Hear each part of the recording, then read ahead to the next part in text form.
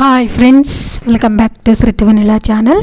Title చూసారు కదా, మా జామ చెట్టు కాయలు చూద్దాం రండి. చూసారా ఎలా కాసిందో.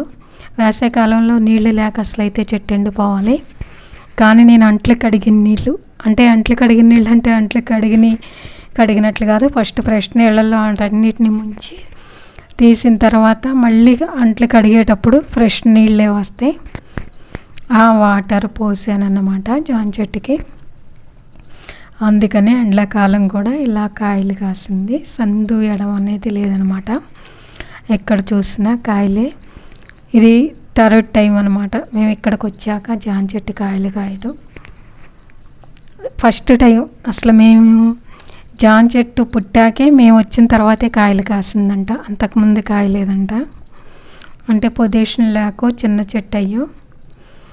ఇది మూడో ఖాతా జామ చెట్టు పుట్టాక. కానీ చాలా బాగా కాస్తుంది.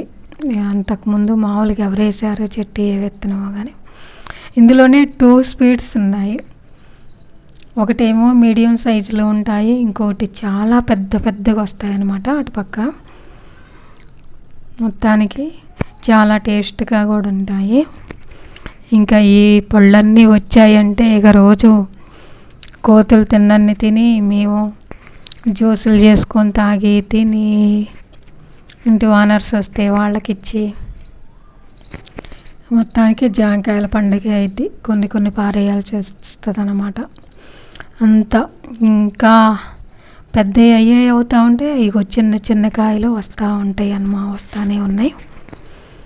అలా మొత్తం ఒక 3 months ఉంటాయి కాయలు. పండిన తర్వాత 2 months గట్టిగా అంతే. ఎదురు చూసి పిండి పడ్డ కాడ నుంచి ఒక 3 monthsకో ఏమో వస్తాయి అటుంది. మొత్తానికి జామకాయలు ఎలా ఉన్నాయో చెప్పండి.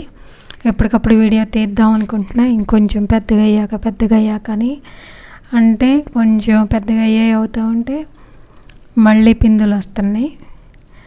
సర్లే తీద్దాం ఒకసారి, మళ్ళీ పండ్లప్పుడు ఒకసారి తీయొచ్చులే అని చెప్పేసి తీసాను.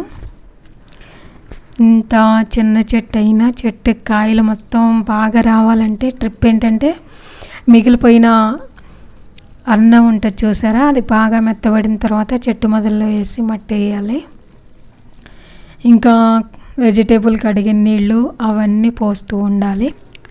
ఎక్కువగా వెజిటేబుల్ కడిగిన నీళ్ళు వేస్ట్ కాకుండా అలా చెట్లకి పోస్తే ఇలా వస్తాయి అన్నమాట. చూసారా, ఈ చిన్న పిందులు కొన్ని పెద్దగా ఉన్నా ఇంకా కాస్తానే ఉందన్నమాట.